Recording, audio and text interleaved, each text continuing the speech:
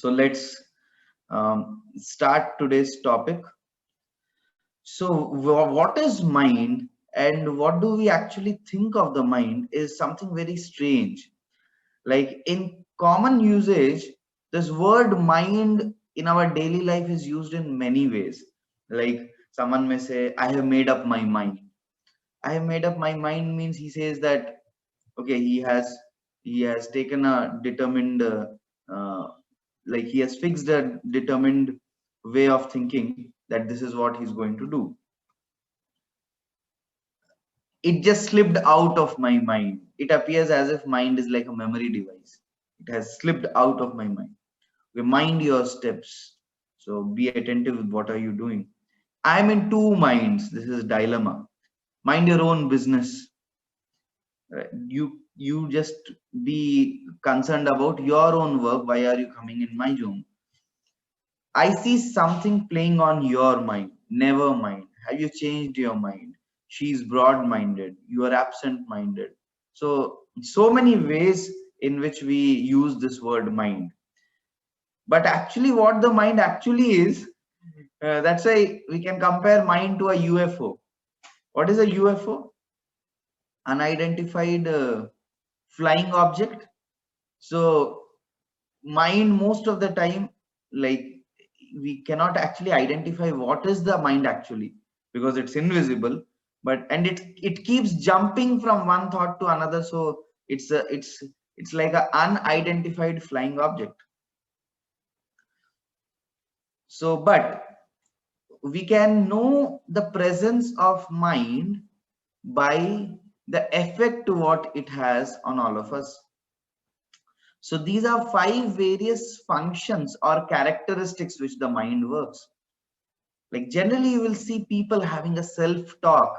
They will talk to themselves and they will say that, hey, come on man, I must study now because exams are coming. And so like many of us have a habit of a dialogue, a self talk. So whom are we talking to? So that is the mind. What is that which when we take some determined vow, we sit for studies, we open our books, we sit for meditation, we think of chanting some shlokas. What is that which starts displaying something on the inner screen or the inner television within us? It starts giving so many advertisements and distractions. Hey, come on, this is too boring. Why don't you go out and get a cup of coffee? And why don't you switch on the internet, go to Netflix or go to the drawing room and watch a movie? So many things, so many distractions. What is that which starts distracting us from our real goal? That is who is actually displaying all those advertisements on the inner TV? That is the mind.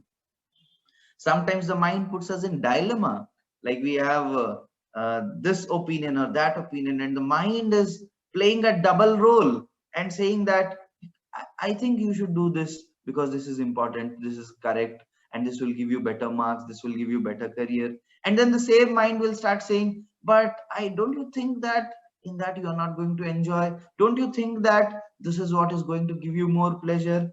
Like that, there is always some kind of tug of war and dilemmas going on. There also we can see the role of mind. Okay, who is that who gives internal desires? As soon as you are crossing through a jalebi shop, then immediately there is something from within saying that, hey, वो जलेबी बहुत गरम गरम निकल रहा है, you must go and get it. Who is that which is bringing out these desires to surface? Who speaks of these desires? So that is the mind.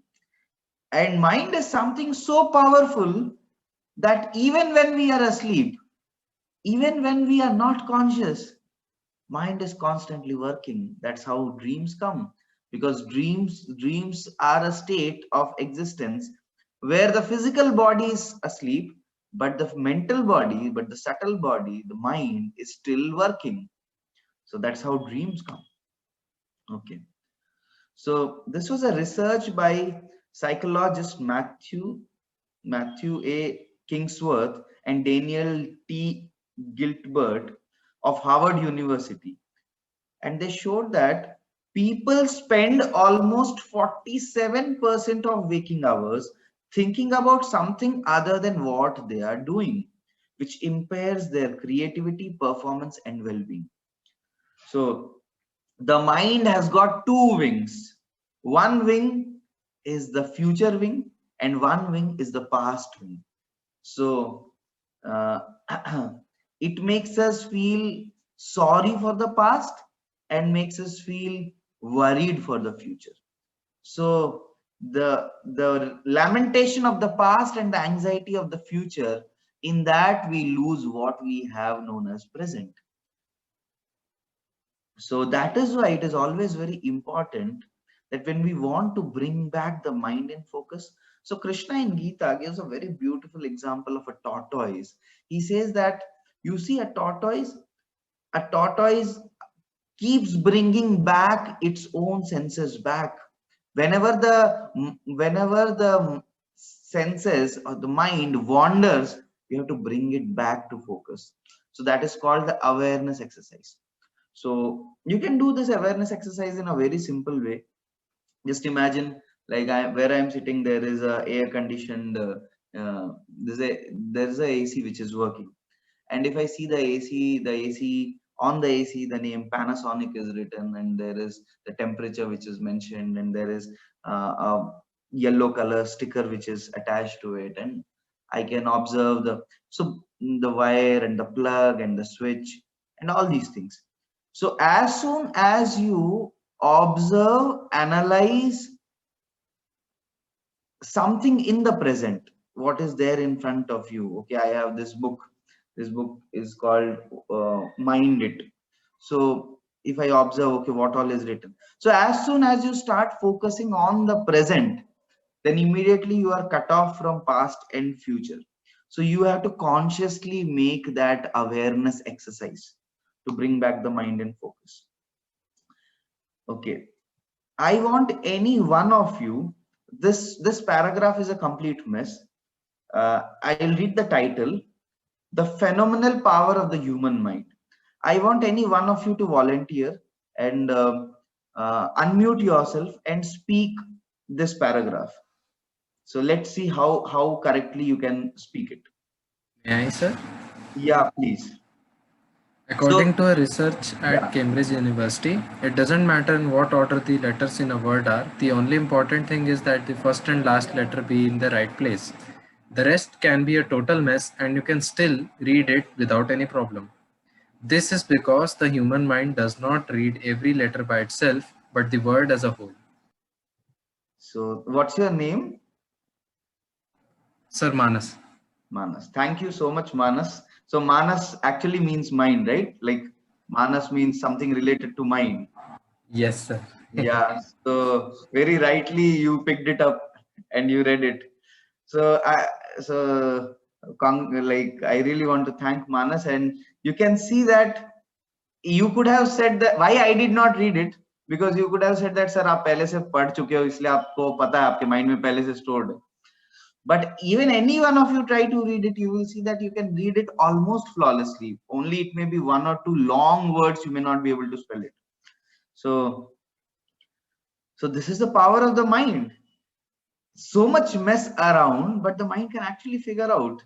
So mind is a storehouse of all previous thoughts and experiences. So today we are going to discover a lot of powerful information and analysis of how the mind works from the Gita.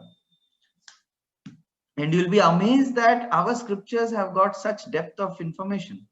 See the statistics. Around 1 million people in the world commit suicide every year.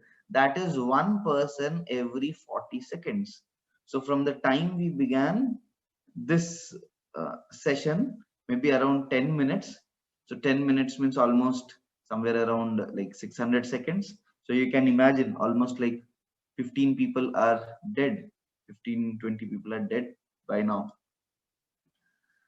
Out of every 10 Indian professionals surveyed across the metropolitan cities, 4 suffered from general anxiety disorder or depression. So WHO says that today the greatest health trouble for people is mental disorders. Depression is affecting 300 million people in the world today. So now let's go to Gita and figure out what Gita says about the mind. So in the Gita, 6th chapter, 34th verse, Arjuna is talking to Krishna and he's talking about his own mind. He says, Chanchalam hi manah Krishna pramati balavadridam tasyaham nigraham manye vayore sudushkaram. So Arjuna says, Chanchalam hi manah Krishna pramati balavad dridam. So he says these four things: Chanchalam, Pramati, Balavad, and Dridam. These are four qualities of the mind. These are the four natures of the mind. And then Arjuna says, I have the Vayu Astra and I can control the raging wind. But controlling my own mind is so difficult, my dear Krishna. Tasyaham nigraham manya. Usko control में लेके आना मेरे हिसाब से tornado, hurricanes, ये सब को control करने से भी ज्यादा मुश्किल है. So I have put that four attributes: Balavad, Pramati, and Chanchalam and Drida in an acronym called as mind. So mighty, Balavad means mighty. Mind is very powerful. Britannica Encyclopedia says that the mind can store all the information which is present in all the libraries in the world together. One human mind can store that much. So mind is extremely balavad. The example which scriptures give is of a mad elephant. If any one of you have seen a mad elephant, even in a video, you will realize that it's so difficult to control a mad elephant. It will start destruction of houses and vehicles and people. Sometimes it is observed that in villages, elephant becomes mad and starts running in the agricultural fields and in the villages. So people have to kill that elephant literally to just save the entire village and the crops and everything. So mind is very mighty, balavad, very powerful. Intoxicated, so much power, but it is intoxicated. What is the person's nature when he's intoxicated? A man who is intoxicated cannot see reality as reality. He will live in an illusory world. He will live in a dream-like situation, intoxicated situation, and he cannot come in real terms with reality. Pramati is intoxicated. And then the mind is very flickering, nomadic, chanchalam. Chanchalam, so you can compare the mind with a monkey which is drunk, a monkey which is bit by a scorpion, and a monkey which is hopping and jumping here and there, one branch to another, one thought to another. That is what the mind does.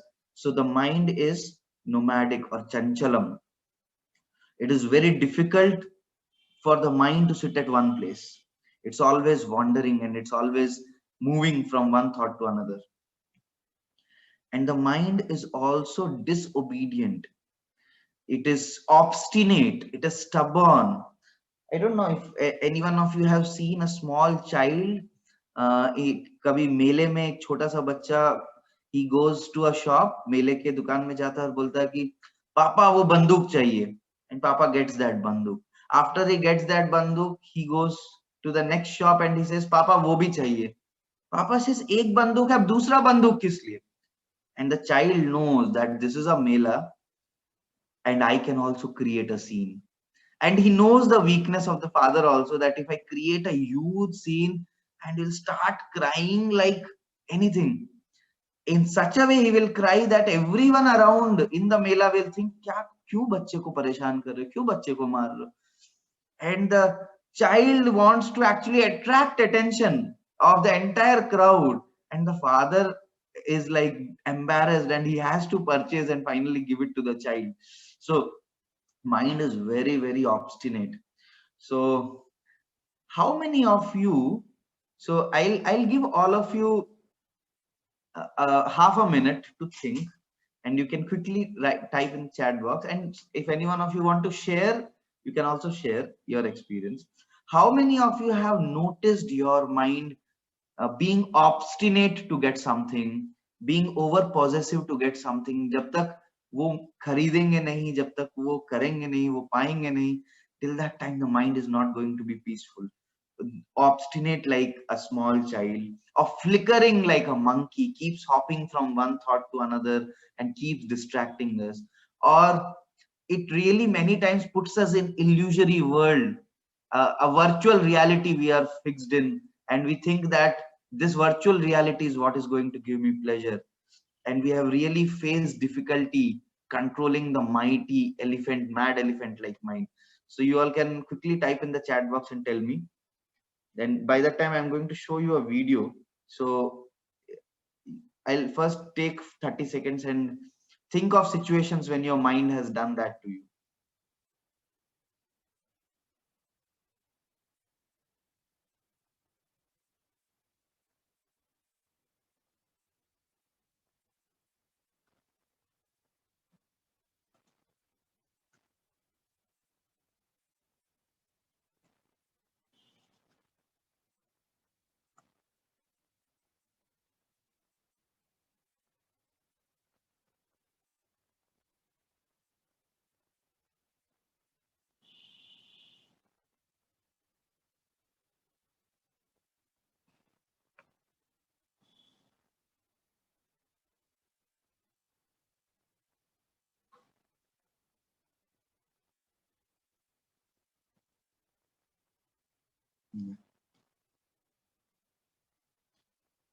So this is a small video which I'm showing all of you about the obstinate nature of the mind.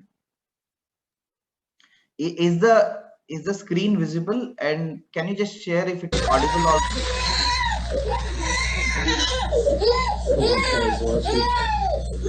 Is it audible?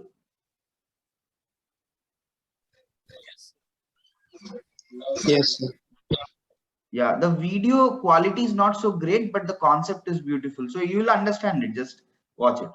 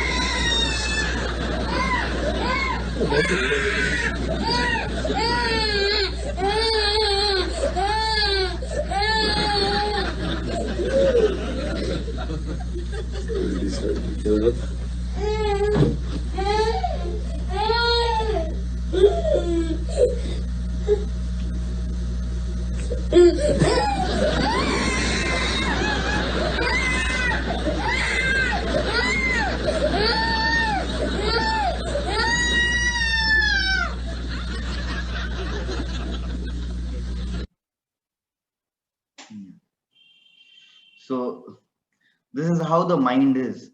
The mind wants to attract our attention, keeps popping various advertisements on the screen of the inner screen, and finally wants to convince all of us to hear to it. And the mind makes sure that it screams and cries until and unless its desires are fulfilled. Yes. So there are some of you writing that as I keep on thinking many things at a single moment. Okay, that is how nomadic. Okay, thank you, Shalini. Yeah. So when I was 11 years old, I cry like this boy for bicycle. Thank you, Rishi.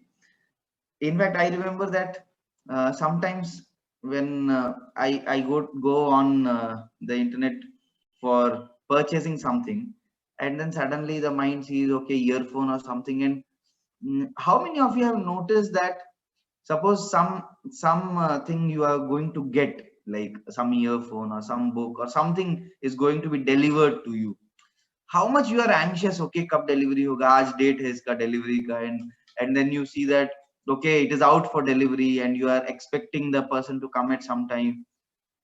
You are so much anticipating that, but as soon as you get it and you open it and you see it for a 15-20 minutes, after that the object goes in background. How many of you have had this experience? Like, yeah, I remember during my IIT days when I was preparing for JEE. So I very fondly remember that every new book in the market or every new book with one of my good friends, I would see, and my mind would say that you have to get that book, you have to get that book. And I remember making a complete library of books, and so many books. In mathematics there was TMH, and there were so many books were lying, and hardly I would complete any one of the books also. So mind becomes obstinate to get, but once it gets, then it becomes obstinate for the next thought. So it is obstinate like a child initially, and when that is fulfilled, then as a monkey it will hop to the next desire, then again as a child it will become obstinate. So this is how beautifully it is summarized, this four natures. Let's try to figure out some more ways how the mind works. So mind works as an auto suggestion. It works in an auto suggestion mode. Like as soon as in Google I write San F, and immediately San Francisco weather and giants and valleys, everything comes out. Similarly, now on what does this depend, that what is going to come? Whatever we have browsed the maximum, whatever is stored in the memory the maximum, it is going to give it at first.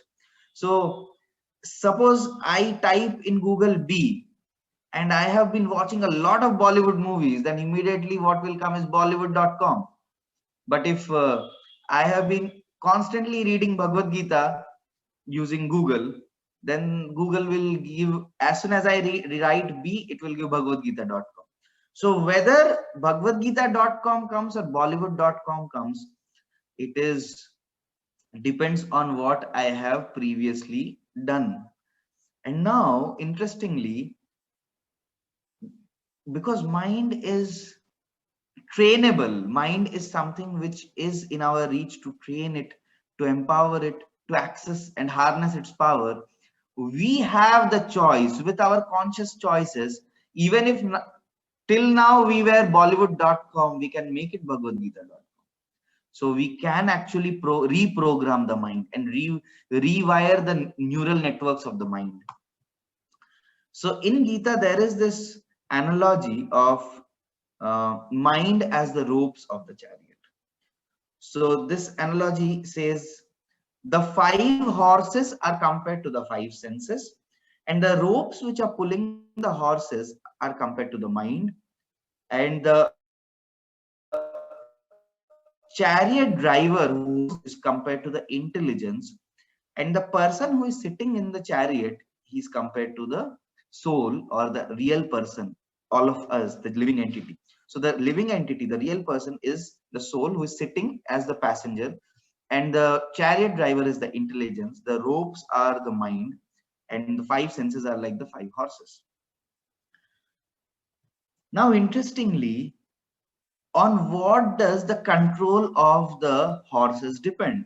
The horses control depends on the ropes, but the ropes are being controlled by intelligence. So that is why it is so very important that we nourish our intelligence and sharpen our intelligence by the study of scriptures. Scriptural study, the study of Gita, Bhagavatam, all these things nourishes our intelligence and brings us out from an intoxicated condition. And that is how we can control the mind. So mind can also be compared to a software of a program. Like if I compare this analogy of a computer, so computer has got input devices, output devices. So input devices in Sanskrit for our human body, we call it Gyanendriya. Gyanendriya means knowledge acquiring senses. They are the input devices, our eyes, ears, nose, all these. So there are Gyanendriyas. And there are output devices through which we give output. They are called Karmendriya, like hands, legs, and all this. So there are Karmendriya, there are Gyanendriya. And now, what else is there? There is memory. There is a CPU, right? So in the CPU, you will see that there is a memory and all those things. So this entire brain is like the hardware and mind is like the software. So there is subtle body and there is gross body and there is the real person, the soul. So can any one of you tell me in this example analogy of a computer being compared to a body, where is the soul, where is the real person?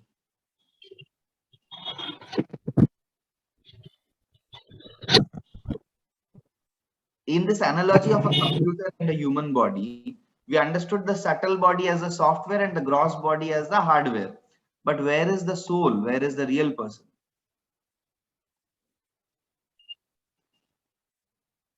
RAM is more of a conscious memory. The conscious programs, the current programs run on the RAM.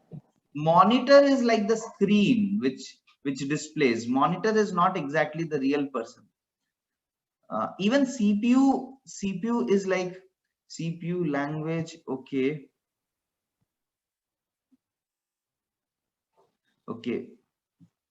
It's difficult to understand. I'll tell you. The real person is the user of the computer. The user of the computer who is using the computer is the real person. Now, why it was difficult to answer, because in our body the real person resides in the body, and in the example of a computer the real person is outside of the computer, but the real person is the user who uses the computer. Okay, mind is also compared. Please mute yourself. Whoever is unmuted, please mute yourself. Mind is like a binary switch. Binary switch has only two outputs, 1 or 0. So mind, scriptures say that mind has two functions, two outputs. One is sankalpa and vikalpa. I like it, I don't like it. Mind is emotional, it goes by likes and dislikes. So it will always give you output. You show a mango and it says Alfonso mango, I like it. And if you show a Karela, it will say Karela, I don't like it. So mind acts like a binary switch. Now this is very interesting, remote control of the mind. So mind is that which has the remote control of all of us. Now I will ask all of you a few things and you have to tell me how many of you have experienced these. You have to be quick on the chat box. How many of you have experienced that while you are studying or while you are sitting for some work, the time simply is passing, the same page is open and you are moving nowhere and nothing is entering inside the system because you are not actually in that place. So like you have experienced something like pressing a pause button, as if things have become still, pressing a pause button. Exactly. So mind can sometimes press the pause button, play pause button is there like that. Okay, how many of you have experienced mind playing the fast forward button? Fast forward button means it will take you in the future and you start thinking about future and dreams and ambitions and so many things. So this is called the fast forward button. It goes into the future.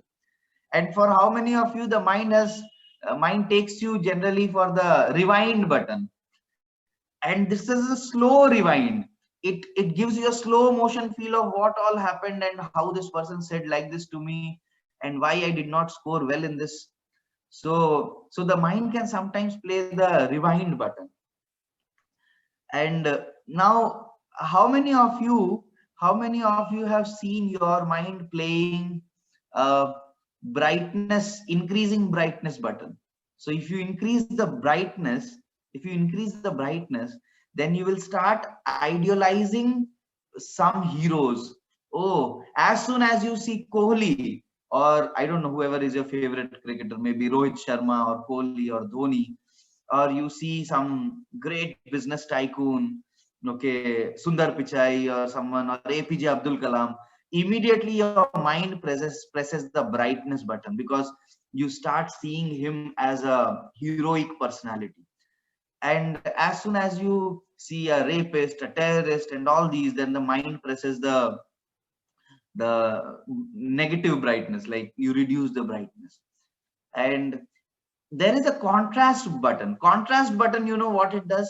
As soon as you see someone more successful to you, then you feel like jealous, envious of that person. That is like contrast, because of seeing someone more successful.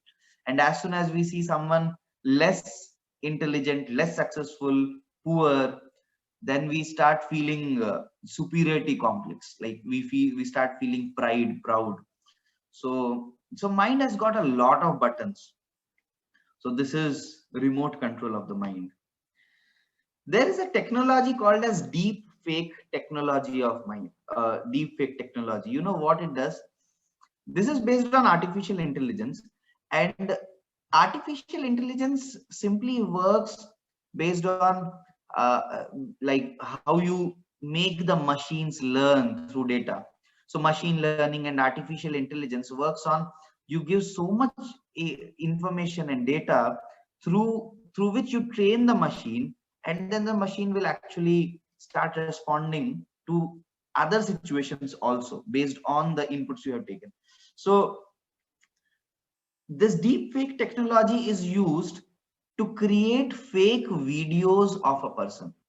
So if if you already have given inputs to the computer, to the machine, about his various expressions, his face, his way of talking, his speech, his voice, if you have given all informations about all this, then it can create videos where the person appears to do something new and appears to speak something new, which he has not actually done, but it appears as if that person is doing.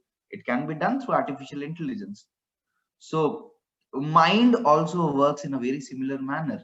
All the previous thoughts and experiences what we have given to the mind.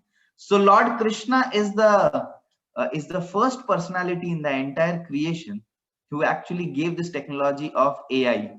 So today people are so fascinated with AI and machine learning, but actually it was Lord Krishna who has given in our own systems, in our own bodies, this technology of AI, where all the data is fed back to the mind and the thoughts and desires are manipulated accordingly.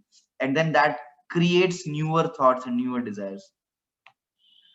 So now let's, after analyzing the various natures of the mind, let's talk about the solutions to harness the power of mind. So why do we need to harness the mind? Just imagine a person has acute diabetes, but he finds it very difficult to resist the temptation of eating sweets. Someone is short tempered and feels like punching his boss because of partiality in giving appraisals. Or someone has exam tomorrow and he gets the urge to watch the latest release in Netflix. So in each of these situations, whether it is health, whether it is career, whether it is academics, we all need a controlled mind to get success in any of these things, personal or professional lives. Now Krishna says how to make the mind our best friend. Bandhuratmanastasya yenatmaivatmana jita anatmanastu shatrutve varte atmaiva shatruvat.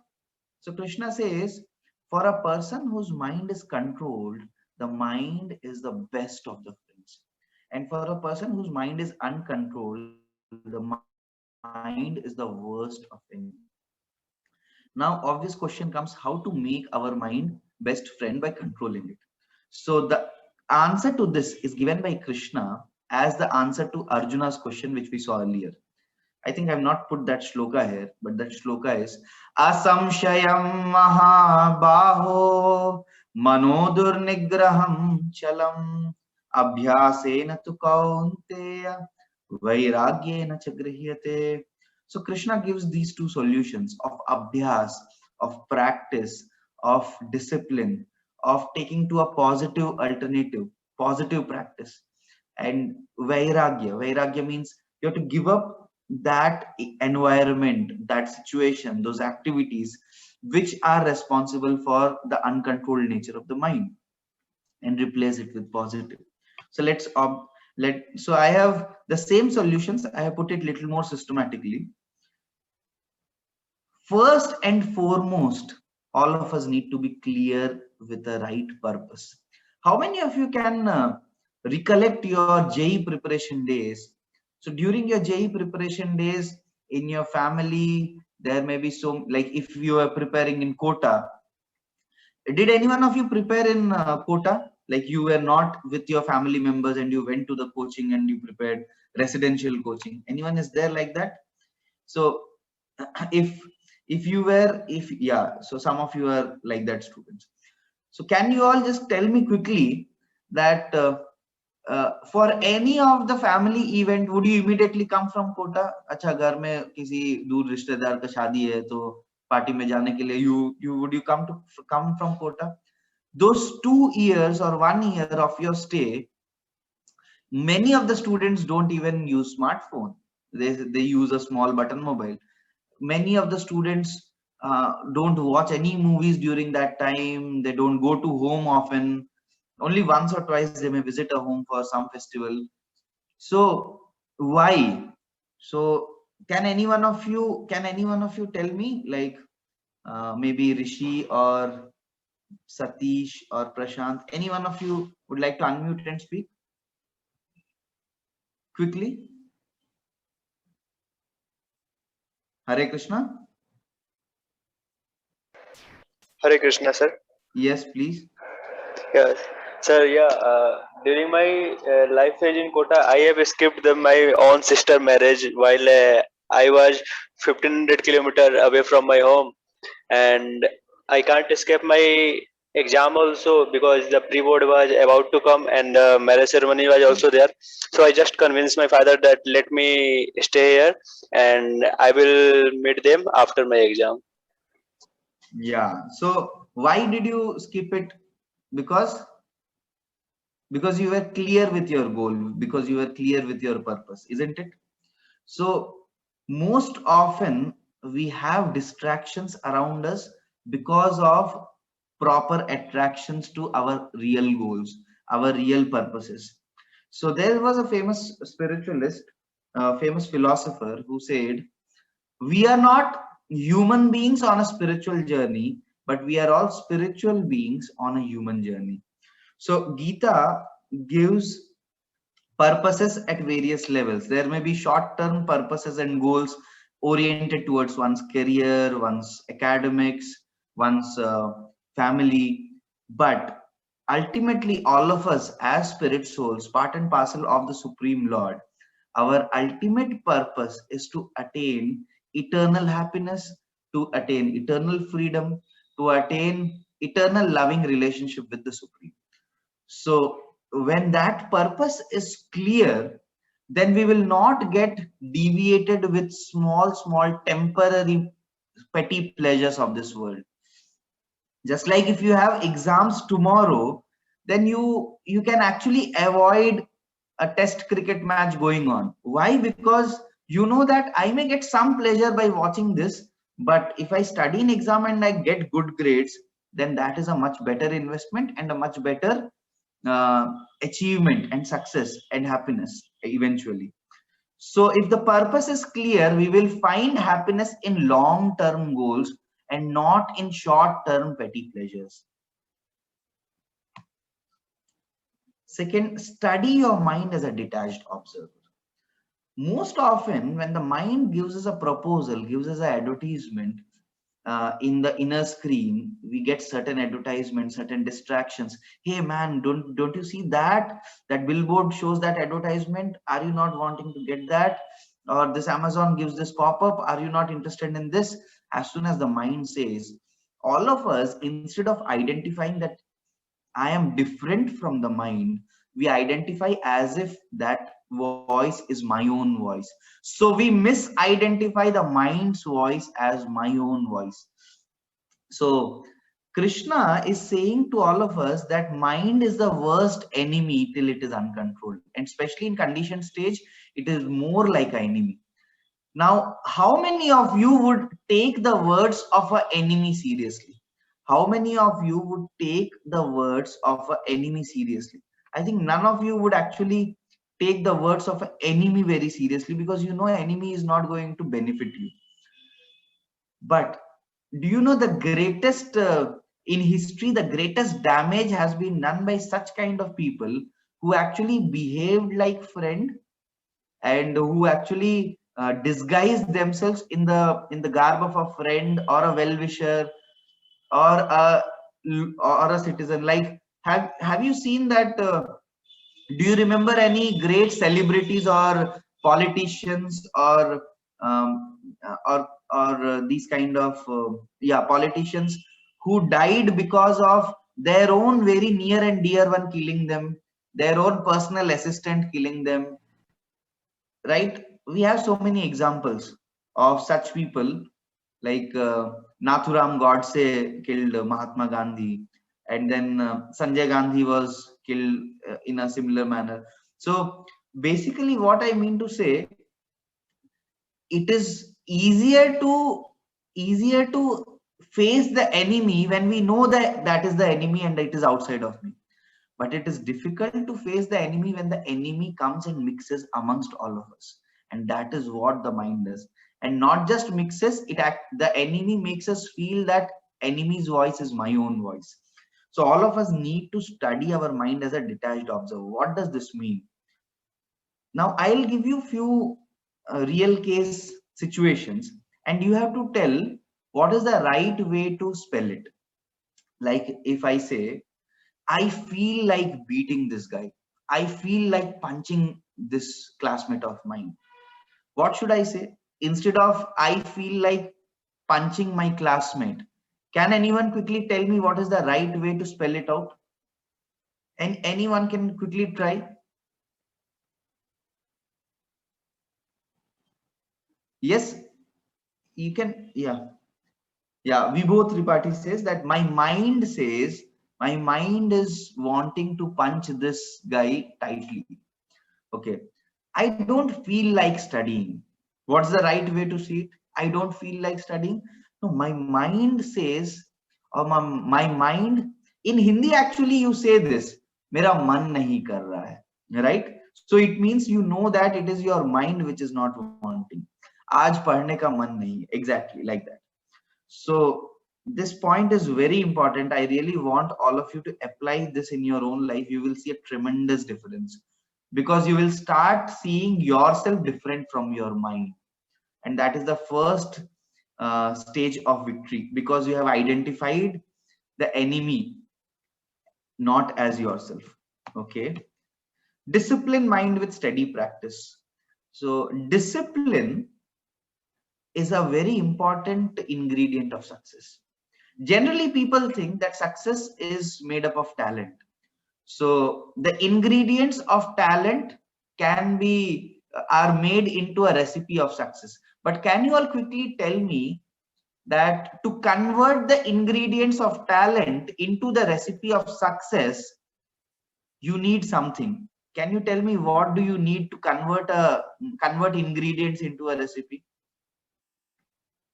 Like generally when you are cooking, if I give you milk, if I give you sugar, if I give you rice, how do you convert it into sweet rice?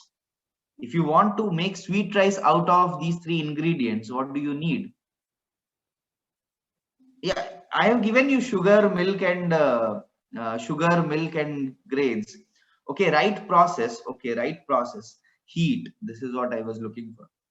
You actually need to cook it. Until and unless you cook it under a flame, the ingredients of talent will never get converted into success. So that flame, that fuel is called discipline with a steady practice. So switch to positive alternatives. So when Krishna says that become detached from the negative association, negative environment, negative practices. It is impossible to detach ourselves from the negative until and unless we replace it with the positive. So that's why we need to switch to positive alternatives. And sometimes switching to these positive alternatives, it may appear that we are slowing down or investing in the mind, but we are slowing down to actually speed up. Any one of you have tried to try to climb a moving train? You will always see you can easily climb a moving train if the train is little slow, right? So, or in cricket also, you see that sometimes the batsman goes one step behind in the crease to give him some extra space and extra time to play the ball. So slow down to speed up. So what it means, it is like you have a pencil and you take out some time in the exam hall to sharpen the pencil time to time, and that will make you speed up, slow down to speed up. So this means let's invest in our lifestyle, let's invest in our body, our yoga, some exercises, some meditation, and invest in reading scriptures. So one may think that my goal of life is to become successful individual, then why do I need to read scriptures? No, if you invest it, it's not spending of time, but it's actually investment of time. If you give that positive investment, then you will realize that that is eventually increasing your efficiency and you are speeding up much more. Then there is something called as wisdom body. So wisdom body is our own self plus the wisdom we have acquired from scriptures. So it's not just the gross body, but it's our mind, it's intelligence. So that wisdom body, if we want to shape up our wisdom body, the subtle body, the reading scriptures like Bhagavad Gita nourishes our intelligence. And as I already told, mind says I like it and I don't like it, and that which has to control it is the intelligence. Like the ropes of the chariot are the mind, and the intelligence is the chariot driver who controls the ropes. So it is very important that the intelligence is nourished. Intelligence says this is right and this is wrong, this is positive and this is negative, this is beneficial and this is not beneficial, this is useful, this is not useful. So we need to strengthen our intelligence. Intelligence should become stout. And finally, we'll give the last solution for today's seminar, that is mantra meditation. So mantra meditation is a very powerful tool which can help us channelize our mind and harness the power of mind. The word mantra, it is composed of two words, mana and tra. Mana means mind and tra means deliver. So that which delivers the mind with negativity, with limitations, and that which infuses the mind with positivity, with self-control, with creative freedom, that is called mantra. So mind can be delivered by the power of mantra.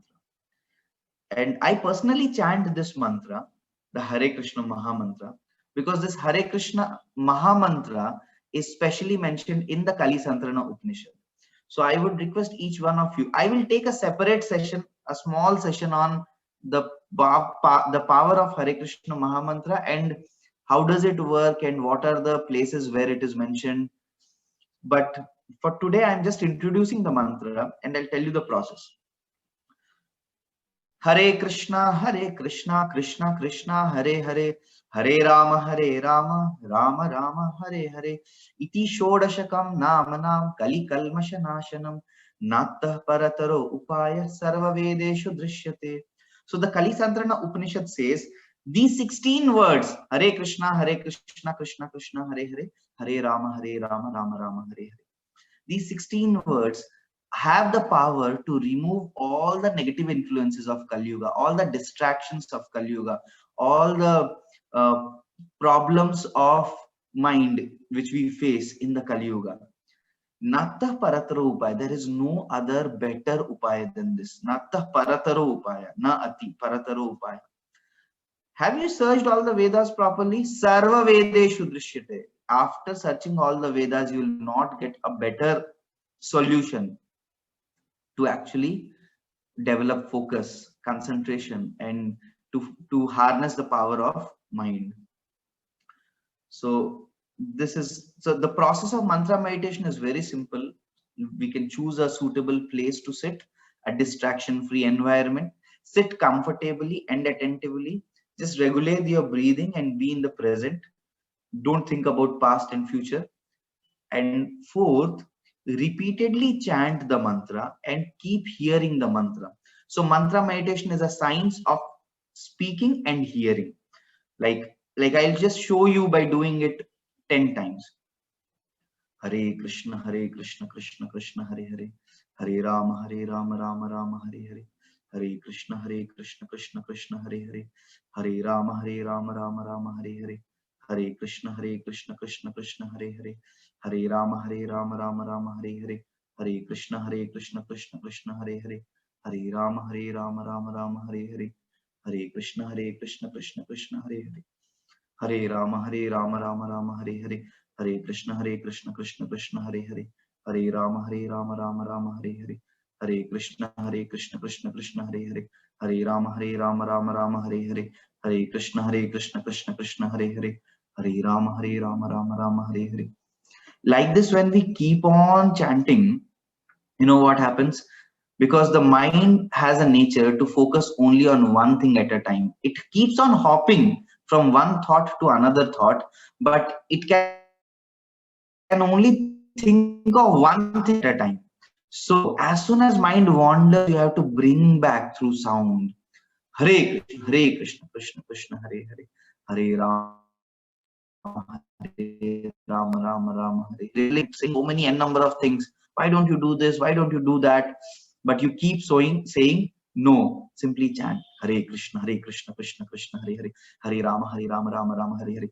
Simply by chanting for around 8 to 9 minutes, that is around 108 times chanting. That is called one round of chanting. When you chant 108 times, in 108 times you would have said no to the mind almost 50-60 times, because the mind would give so many proposals, may tell you to do something else.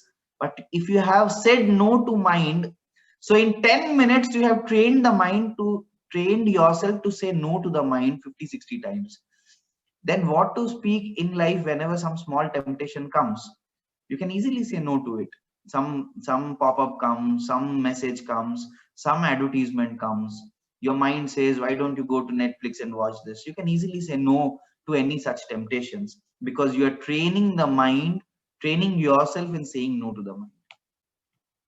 So this was from my side. Any one of you want to ask any questions? So before questions, let's do a small recap of what all we saw today. I want all of you to quickly answer on the chat box. Initially we saw some statistics, mind as a UFO, and then finally then after that we saw nature of the mind. So I gave you a mind acronym. Can anyone tell what does M stand for? So there were 4 qualities. M for mighty, yes. I for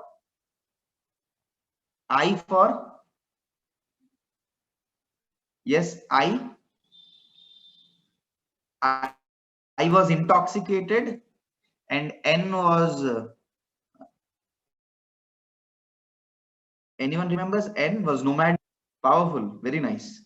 MIND. D was for disobedient. The 4 Sanskrit words for this was Balavad, Pramati, Chanchalam, and Dhrida. After that, I gave many other examples of analogies about the mind. Do any one of you remember few of them? Like, you can just quickly just tell the name. Like the mind, we compared the mind to chariot and horses. The ropes which pull the horses, that was the mind. Anything else like that? We did comparisons of the mind. Crying child, computer. Yes, computer. So the software of the computer is the mind. Yes. The central processing unit. Yes. What else? The mind was compared to to a binary switch. You remember a binary switch, because the mind always talks about two outputs. What are the two outputs which the mind keeps talking about? Two choices. Yes, what are those two choices? Feelings. I like it and I don't like it. In Sanskrit, we call it sankalpa and vikalpa. Sankalpa, vikalpa. Right. There was one very beautiful analogy which we saw of another analogy of the mind. Mind was compared to inner enemy. Yeah. Mind was compared to a kind of a TV screen, right, where it is giving advertisements. Mind was compared to a remote, like just like a remote control. So I think we saw so many buttons: the play pause button, the fast forward button, the rewind button showing the past, brightness button, and contrast button. So mind has so many buttons. Okay. And yeah, exactly. And then we came to harnessing the power of mind. So in the harnessing the power of mind, what all solutions we saw? Quickly, whatever you remember, can you quickly, in brief, write the solution? The first one which we saw was that distractions exist because we are not focused on a goal. So we need to state our purpose. So search for purpose. And then we saw discipline. Then we saw about how we need to replace the negative by the positive thoughts. We saw how we need to build a wisdom body by reading Bhagavad Gita. By reading Bhagavad Gita, what happens? By reading Bhagavad Gita, what is nourished? Can someone tell what is nourished by reading Gita? By reading Gita, what do you nourish? You nourish your intelligence. You nourish your intelligence and make it stout and strong to face the whims of the mind. Very powerful. Many of you answered about this also. Slow down to speed up. And then you say take mind as this as a separate person. Don't identify the mind's desire to your own desires, or the mind's voice to be your own voice. Yeah, intelligence. And yeah, awareness. We also told about living in the present and investing time. And the last solution which we saw was mantra meditation. Mantra meditation as a powerful tool to uh, tame the mind. So now I want to announce one thing. Yes, mantra. So okay, let me ask all of you one very simple thing. How many of you would like to, because see, knowing about the mind and how to tame the mind, how to harness the mind is one thing, but actually we will get the benefit when we apply it. Like the taste of the pudding is in its eating. So how many of you feel that, sir, 10 minutes, 10 to 15 minutes is a considerable time which I feel I should surely invest to control my mind, to make my mind better, to access the power of mind? How many of you say yes, you would like to give every day 15 minutes? Yeah. So I'm going to save this chat. So I have all of your names. Okay. Now I'll tell you, we have something called as Good Morning Krishna. I think I shared little about it. So Good Morning Krishna, we do it every day morning at 7 a.m. I share a small story and a shloka from Gita, one pearl of wisdom from Gita, and we share a story to just understand it, how it's relevant for us for 5 minutes. And then we chant the Hare Krishna Mahamantra. We do mantra meditation for one round, which takes around 9 minutes or 8 to 9 minutes. So 7 o'clock to 7:15 we keep it. So how many of you can try it? Yeah, for that the only austerity is you need to get up. I don't know what time you all get up. How to join? On I think Avinash is there. Avinash, I'll request Avinash that he can like the same link what all of you are joining now, the same link will work. This is my personal Zoom ID. So SSD Zoom, it will be written. So you can join on the same link, and every day you will be getting the shloka night itself, that what is the shloka which we will be reciting tomorrow. So every day you can recite one shloka. So my goal is that maybe in next 2 to 3 months you get 108 most cherished and most powerful, most important shlokas of the Bhagavad Gita. So Gita has 700 shlokas, and if you attend like in 3 months of time, you can actually cover 108 most important shlokas of Bhagavad Gita. So in some 3.5 months or so. So I really urge all of you that please do join, and you also will get benefited with. I have already been taking, and I have covered 7 shlokas till now. I have started it like last week. So still it's not too late. You all can join now, and you can take advantage. Not at 7:15. 7:15 it will end. It starts at 7 a.m. It starts at 7 a.m. Is it clear? Yeah, any one of you want to ask anything? Any final comments?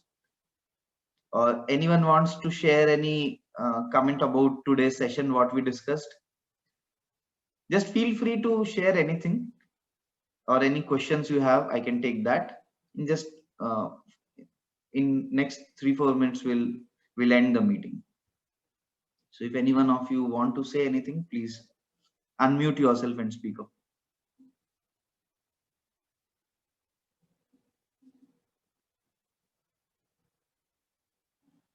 Any 2-3 of you would like to just share your feedback of today's session, so that I know what you are able to understand. It's like one-way communication going on from this side. So I really don't know how much beneficial it was, or were you able to comprehend it, understand it, and was it relevant for all of you? So anyone can just share it once, or maybe you can also type in the chat box. The morning sessions, what I'm saying, that happens every day, like that is daily, because it's only for 15 minutes. So 15 minutes daily, one round of chanting and one shloka. That is what we call it, Good Morning Krishna. So like modern people have come up with concepts of the morning tea, morning coffee, bed tea, bed coffee, and all these things. But actually the Vedic times, the first thing which people would do in the day would actually pray to God, worship God. So we can also introduce this in our routine, and simply by doing it for some 20-30 days, you will see it will become your habit.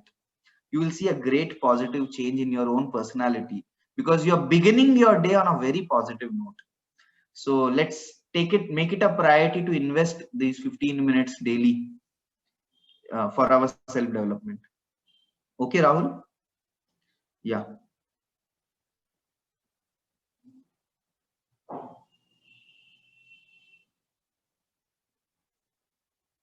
Okay, Abhishek says that it was a great session. Okay, I can now identify what my mind and me myself have views about any incidents. Shalini says it was a great session. Also, I learned that how difficult it is to control an inner enemy, but still we can tackle it. Yeah. Thank you for your responses. I think if you all don't have questions, then we'll end it here. Hello, sir. So I will be sharing the feedback form in the groups. Yeah. So students Sure. are requested to please give the session of the wonderful session feedback. Okay. Yeah. Thank you. Thank you, Manas. Okay. Hare Krishna, sir. Yeah, Hare Krishna, Sajan. You want to say something? No, sir. So it's like, okay. I'll give Thank you. Hare Krishna. Thank you. Hare Krishna, Prashant. Hare Krishna.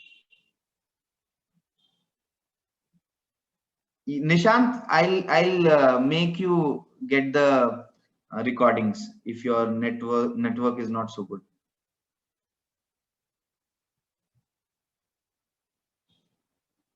Abhishek, what is your question? I didn't understand. Yeah, you have to join with the same link, Shalini. Yes, Abhishek, you are saying something? Yes, sir. Good evening, sir. Sir, Yeah, I want to say that we filled the form of that feedback form of the after the first session. You told to give the answers in a video, but still we have not got the video. Oh, okay. Say I'm also going little busy. I'll give you answers. I'll give you answers. I can give you on recording audio. If not video, I'll at least record the audio and give. So I'll check your questions and I'll answer it. Okay. Yeah, it is at 7 a.m. Yes, it is at 7 a.m. Thank you.